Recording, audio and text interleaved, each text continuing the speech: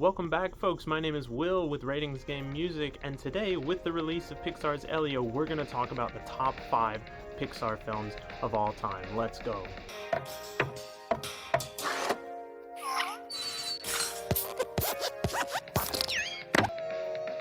At number 5, we have Pete Docter's 2015 film, Inside Out. We're Riley's emotions. Inside Out is a magnum opus of Pixar. The studio has long found success with mining pathos, telling emotional stories. Inside Out is an emotional story about emotions, and it works. It doesn't feel trite, it doesn't feel cliche, it doesn't feel convoluted. It's simple and efficient.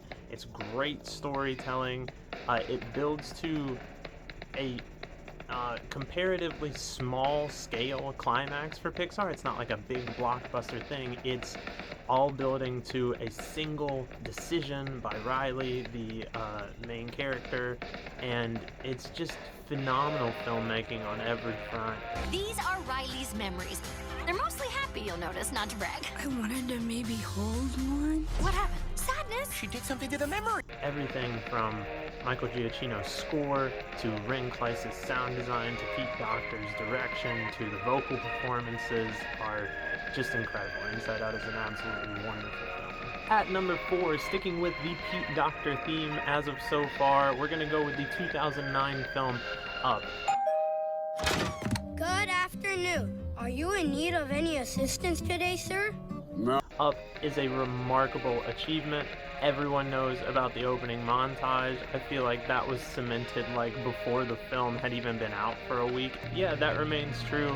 I would also argue that the rest of the film is just as strong. It's a really fantastic movie. In a whole lot of ways, Up is actually the late-stage Indiana Jones sequel that we never got. It's this pulpy adventure serial with an aging protagonist at the center of it, and it's overtly about memory and the cataloging of someone's life, and it's just a really, really fantastic film. Does anyone know where they are? At number 3, we have a double header. Yes, I'm cheating a little bit, but they're two films. They came out in back-to-back years, and both of them are dramatically undersung. I think that they get kind of brushed under the rug due to the time period they came out in. Both of these films came out during the COVID era, so they got kind of shuffled off to Disney Plus. They're both remarkable coming-of-age stories. They're both directed by first-time feature filmmakers who had made short films within Pixar up to that point. Both of those short films were incredible. Both of these feature films are incredible. I am, of course, talking about 2021's Luca, directed by Enrico Casarosa, and 2022's Turning Red, directed by Dominc. Whoa, don't look at it. Just kidding. Definitely look at it.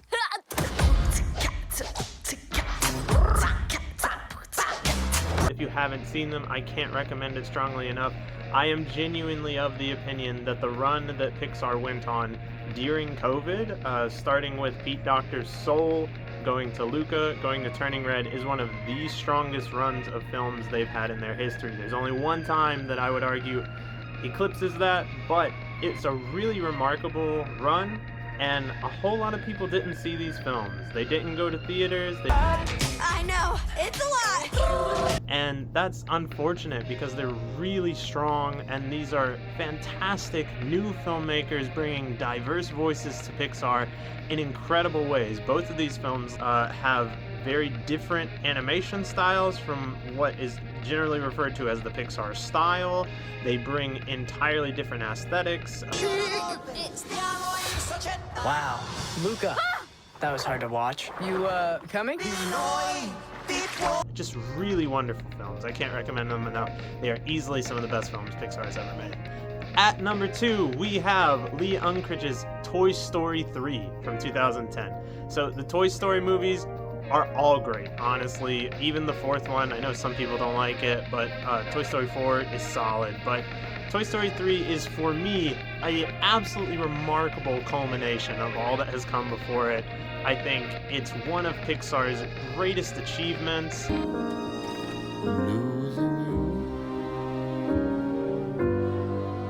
It's an epic of character, and it feels gargantuan in scale. It's just a really strong film. It's really funny, and it's those characters at their very, very best. Insert paperclip. Max, use your finger. Did you fix Buzz?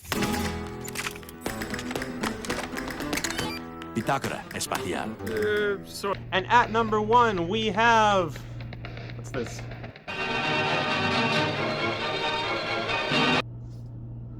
Well, there's nothing on it, obviously, but we're gonna pause for a minute here because it turns out that YouTube numbers get a lot higher if you go negative. That's right, the SEO wants you to be negative. So let's go, interrupting this regularly scheduled program for the top 5 worst Pixar films. Here we go! Top 5 worst Pixar films. Number 5 is Inside Out 2. That's right, I said it. The Growing up so fast. Ow. billion-dollar movie from last year. It wasn't very good. It's a pale imitation of the first one. I don't think it has anywhere near the emotional depth or the kind of clarity that that first one does. It's got some solid jokes, but it feels like it's ill-advised in a lot of ways, and it cheapens the first one by association. Number 4, the number 4 worst movie Pixar has ever made, Lightyear. 2022's Lightyear is a befuddling creation. After a full year of being marooned on this planet. A lot of people don't like it because there's a gay kiss in it. Guess what? If you don't like it because there's a gay kiss in it, you're a loser. I don't like it because it's a bad movie and it's weird and gray and dull. It's science fiction in the sense that, like, someone watched Robert Zemeckis' Contact and Christopher Nolan's Interstellar and decided that's what a Buzz Lightyear movie needed to be. It's sad and mournful, but then for the last half, Taika Waititi gets introduced, and they've got weird sidekicks, and Zurg is Buzz Lightyear from the future, and oh, he looks like a Decepticon, and oh, it's bad. Bad. At number 3, we have The Good Dinosaur. I want to love The Good Dinosaur so much. Who doesn't love dinosaurs? I'm a huge fan of Boy and His Dog movies from like the 70s, the kind of trite stuff that Disney was doing at that time, in live action predominantly, or even like Fox and the Hound, honestly. But this is a bad movie. It's so strange. What a weird one. They apparently made this and then remade it to the extent that it got a whole new edit and a whole new voice cast, but it's just a mess of a film. And the scene where Arlo's dad gets taken away by a rushing river. Number 1, it's straight out of The Lion King, but number 2, it's unbelievably strange. Just a very odd one. It has no emotional resonance. No, not a good movie. The number 2 worst Pixar film of all time. It's a recent one. I'm going with Elemental. That's right. I don't like Elemental. I don't understand the world. I don't understand the characters. Nothing weird going on here. I don't understand what the hell is happening. It's a rom-com that's like dabbling in fairly trite racial stereotypes. We run a little hot. This shop is dream of our family. That seem fairly evident, and yeah, I don't think it succeeds at much of any of what it's doing. It feels like a weird parody of a Pixar movie. Like, it's just not very good. I can't endorse it. No thank you, Elemental. No thank you. And the number 1 worst Pixar movie, obviously, it's Cars 2. How could it not be John Lasseter's Cars 2? John Lasseter is his own can of worms. We won't get into that right now. We don't have time for that. You don't have time for that. I don't have time for that. In 2006. Cars 1 is like a very formulaic sports movie. Cars 2 is like, what if there was a world where everyone was a sentient car, and also there were James Bond stories, and also Larry the Cable Guy was James Bond in that story? They're racing to save the world. No one can stop us. It's such a strange movie. I don't understand how it exists. Finn McMissile, British intelligence. So mighty.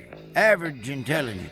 I guess John Lasseter just wanted to make a James Bond movie, and he thought Cars 2 was his chance. The only good thing about Cars 2 is that it took John Lasseter away, and we got the single strongest run of Pixar movies while he was working on Cars 1 and Cars 2. So let's get into the best Pixar movie. As I mentioned, the strongest run, in my opinion, in Pixar's history happens directly between John Lasseter working on Cars 1 and Cars 2. Cars 1 comes out in 2006. In 2007, we get Ratatouille. In 2008, we get WALL-E. In 2009, we get Up. In 2010, we get Toy Story 3. And in 2011, we get Cars 2.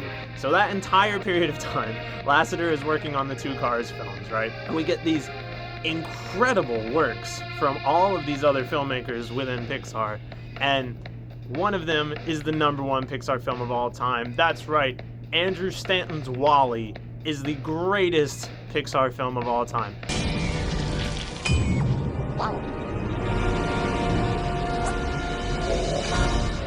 A remarkable science fiction film in its own right.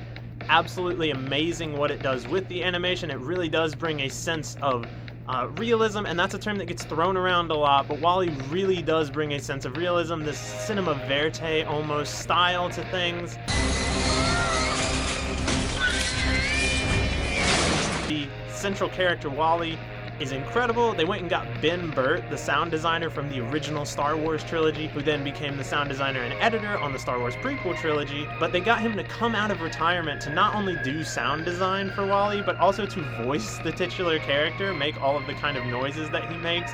Ben Burtt also did lots of the noises for R2-D2 and stuff, so this feels like a thoroughly entrenched science fiction film, whereas like Lightyear is this weird, half-baked sci-fi thing. WALL-E wears its pulp on its sleeve, while also simultaneously being like an old-school, silent-era romantic comedy.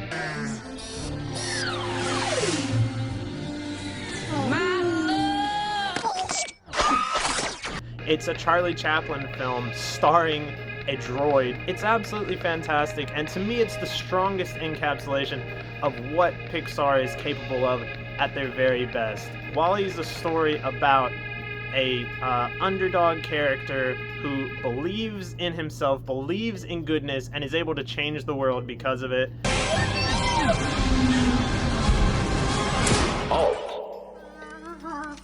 It's a fantastic moral to leave young audiences with and older audiences with. Pixar has been doing great work now for 30 years. Elio is really good. Elio is not so good. I don't know, I haven't seen it yet, but I plan to, because I'm going to support their new original film. I'm not just gonna go out and see the sequels and make Inside Out 2 a bad sequel, $1 billion movie. I'm gonna support Elio. I'm gonna buy all the tickets. I'm gonna make sure that we get Elio too, and that one will be bad too. Anyway, folks, those are the top 5 best and secretly the top 5 worst Pixar movies. Thank you so much for coming to check this out. Make sure to like, share, subscribe, all the things. I really appreciate it, and we will see you next time at Ratings Game Music. Thanks so much!